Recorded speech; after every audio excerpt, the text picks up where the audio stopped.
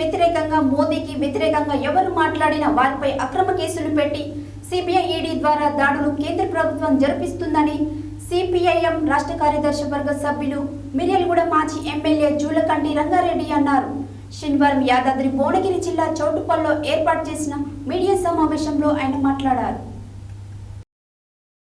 బీజేపీకి వ్యతిరేకంగా మోడీకి వ్యతిరేకంగా ఎవరు మాట్లాడినా వారిపై అక్రమ కేసులు పెట్టి సిబిఐ ఈడీ ద్వారా దాడులు కేంద్ర ప్రభుత్వం జరిపిస్తుంది అని సిపిఐఎం రాష్ట్ర కార్యదర్శి వర్గ సభ్యులు మిర్యాలగూడ మాజీ ఎమ్మెల్యే జూలకంటి రంగారెడ్డి అన్నారు. శనివారం యాదాద్రి భువనగిరి జిల్లా చౌటుప్పల్లో ఏర్పాటు చేసిన మీడియా సమావేశంలో సిపిఐఎం రాష్ట్ర కార్యదర్శి వర్గ సభ్యులు మిర్యాలగూడ మాజీ ఎమ్మెల్యే జూలకంటి రంగారెడ్డి మాట్లాడుతూ ఈసారి జరగబోయే పార్లమెంట్ ఎన్నికలు దేశ భవిష్యత్తును నిర్ణయించే ఎన్నికలు ఆయన అన్నారు.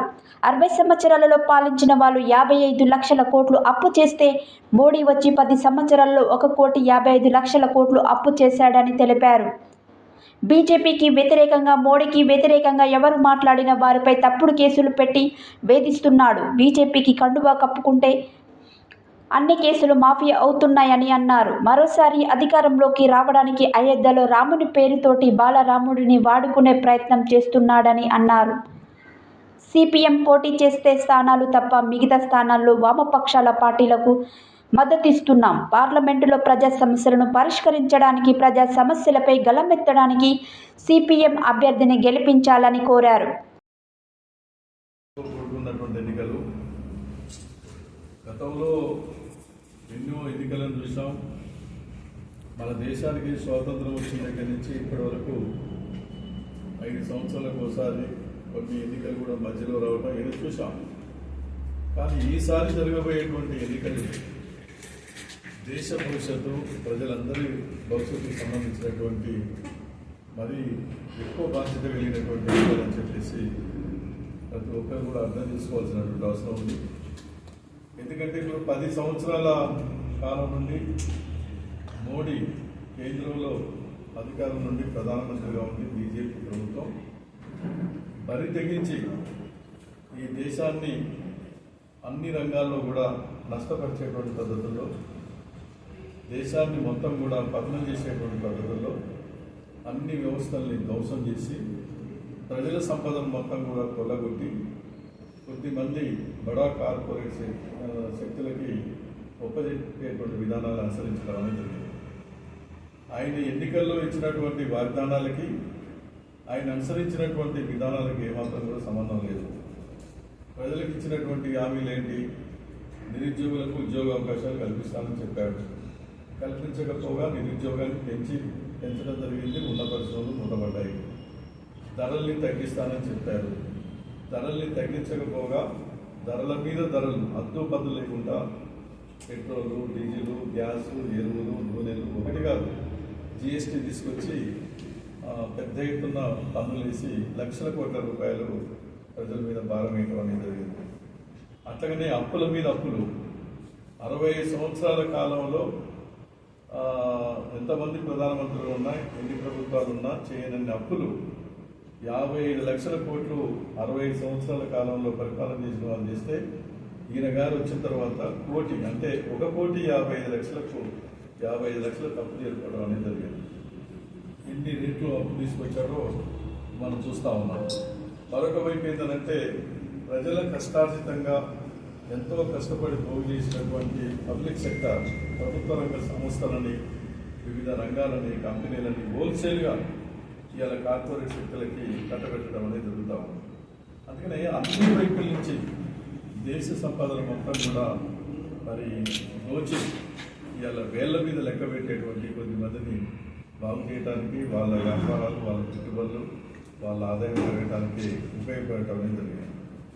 రెండో వైపు ఏంటి? ప్రజల యొక్క ఆలోచనల్ని మరొక వైపు మళ్లించడం వరకు మత విద్వేషాలు రెచ్చగొట్టి దేవుళ్ళ సెంటిమెంట్ ఉపయోగించి ప్రజల మధ్య ఐక్యత లేకుండా ఎక్కడికక్కడ తగాద పెట్టడం అనేది మనం చూసాం. మణిపూర్లో ఏం జరుగుతుందో మనం చూస్తూ ఉన్నాం. అనేక రాష్ట్రాల్లో మత విద్వేషాలు రెచ్చగొట్టి ఏ రకంగా ప్రాణ నష్టం జరిగిందో, ఆస్తి నష్టాలు జరుగుతున్నాయో మనం చూస్తూ ఉన్నాం. అట్లాగనే బీజేపీకి వ్యతిరేకంగా ఎవరు మాట్లాడినా, మోడీని ఎవరు విమర్శించినా కూడా వాళ్ళ మీద తప్పుడు కేసులు పెట్టి తర్వాత వాళ్ళని జైలు పంపించడం, వాళ్ళని వేధించడం, వాళ్ళు లొంగిపోయి వాళ్ళ కండువా బీజేపీ కండువా కప్పుకొని అన్నీ మార్పిస్తాం, లేకపోతే వాళ్ళ మీద దాడులు చేసి కేసులు పెట్టడము, చంపేయటము, జైల్లో పంపడము జరుగుతూ ఉంది. అట్లాగనే గవర్నర్లని ఉపయోగించి బీజేపీకి వ్యతిరేకంగా ఉన్నటువంటి అనేక రాష్ట్రాలు, కేరళ కానీ, తమిళనాడు, తర్వాత ఢిల్లీ కానీ, పంజాబ్ కానీ, బెంగాల్ కానీ, తెలంగాణ కానీ, ఇట్లా బీజేపీకి వ్యతిరేకంగా ఉన్నటువంటి రాష్ట్ర ప్రభుత్వాలు వాళ్ళ కార్యక్రమాలు నడవకుండా గవర్నర్లను ఉపయోగించి అడుగడుగున ఆటంకపరిచేటువంటి కార్యక్రమాలు చేపట్టడమే జరుగుతుంది. అట్లాగనే తమ చేతిలో ఉన్నటువంటి నిఘా సంస్థల్ని, తర్వాత ఏంటంటే ఐటీ దాడులు కానీ, సిబిఐని ఉపయోగించి వాళ్ళని ఉసిగొల్పి వాళ్ళకి వ్యతిరేకంగా ఉన్న వాళ్ళ మీద కేసులు పెట్టించి లొంగిపోతే కండువ కప్పుకొని చేర్చుకోవడం, లేకపోతే వాళ్ళ మీద కేసులు పెట్టి పంపడం అనేది జరుగుతూ ఉంటుంది.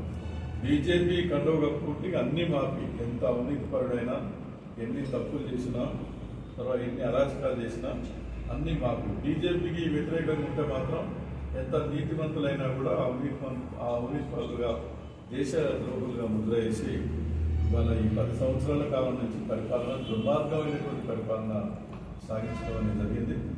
మూడోసారి మళ్ళీ అధికారంలోకి రావడానికి ప్రజల్ని అనేక రకాల ఇబ్బందులు గురి చేస్తూ ఉన్నారు. తర్వాత ఏంటంటే అయోధ్యలో రాముని పేరుతోటి బాలరాముని తర్వాత ప్రాణ ప్రతిష్ట చేయించామనే పేరుతోటి, అట్లాగే ఏంటంటే మత విద్వేషాలు రెచ్చగొట్టి అనేక రకాల వాగ్దానాలు చేసి మూడోసారి మళ్ళీ అధికారంలోకి రావడానికి ప్రయత్నం చేస్తూ ఉన్నారు. మూడోసారి అధికారంలోకి వస్తే పొరపాటున ఈసారి అధికారంలోకి వచ్చినట్టయితే ఇక రాజ్యాంగంనే మార్చేస్తామని చెప్తున్నారు, బరితెగించి చెప్తా ఉన్నారు గొప్పగా. అట్లాగే ఏంటంటే ఒకే ఎన్నిక, ఒకే భాష, తర్వాత ఒకే సంస్కృతి, ఒకే పన్ను అనేటువంటి పద్ధతుల్లో ఒక నియంత్రితమైనటువంటి పద్ధతుల్లో పరిపాలన, ఎమర్జెన్సీని తలపించేటువంటి పద్ధతిలో సాగించడానికి వాళ్ళు ఏమాత్రం కూడా వెనుకబడరు అనేటువంటి విషయాన్ని కూడా మనం చూస్తూ ఉన్నాం. అందుకనే ఏ పరిస్థితుల్లో కూడా బీజేపీ అధికారంలోకి రాకుండా అడ్డుకోవడానికి బీజేపీ వాళ్ళు ఎక్కడొచ్చినా కూడా వాళ్ళ దగ్గరికి రాకుండా తరలిపట్టేటువంటి పద్ధతిలో ప్రతి ఓటరు, ప్రతి మనిషి కూడా ఆలోచించి ఆ రకంగా